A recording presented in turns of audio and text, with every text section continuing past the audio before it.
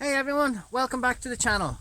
Now today we're going to find out which setup works best for your solar panels, having them wired in series or having them wired in parallel.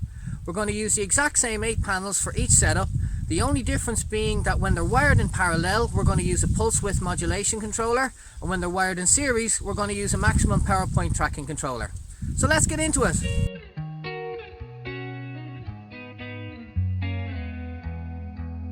The control unit that we're using for the panels connected in series is our hybrid inverter here, which has a built-in MPPT, which stands for maximum power point tracking.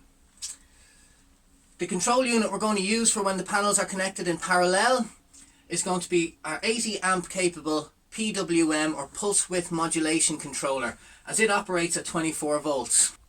Okay, so our first set of readings with the panels connected in series, facing the morning sun, we're getting roughly 400 watts coming in through the 8 panels. So there is our first set of readings with the panels connected in series through the MPPT controller.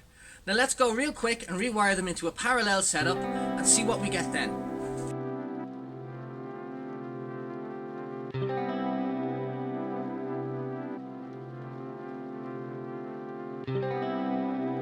So to explain the change in the setup, we're now running through this junction here, which is fused at 60 amps.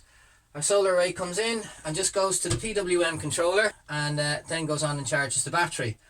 We're getting just over 27 volts coming in and an amperage of 18.5. Now using Ohm's law, which is the volts times the amps, that works out just around 500 watts of power coming in. Whereas we were seeing 400 watts with the MPPT. So there you go.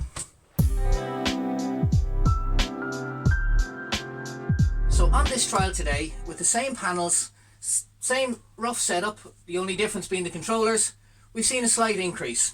I think what it comes down to at the end of the day is your budget. If you've got a small setup, something like a PWM, a pulse width modulation, is going to suit you better. This one is not too bad. We got it off Amazon for 60 quid and it's rated for 80 amps. Personally, I wouldn't trust 80 amps with it, that's why it's fused at 60. So setting up your panels in parallel, if you've got a small amount of panels, it's going to do really well with that. However, if you've got a large number of panels, then connecting them in series together is going to work better. So realistically, what this comes down to is your budget and the size of your setup. So there you have it, folks. Setting the panels up in parallel and going through the PWM controller was the clear winner today.